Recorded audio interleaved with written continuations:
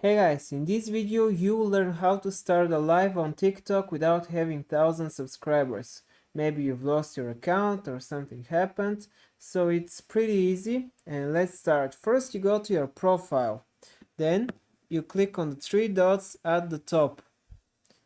After that you go down to support, report a problem, and then you'll find live payment rewards. It's at the bottom.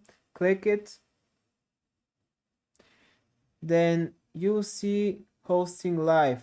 Click hosting live. Click I can start a live. Click no. Still have a problem. And here you have to give them some feedback on what's the problem.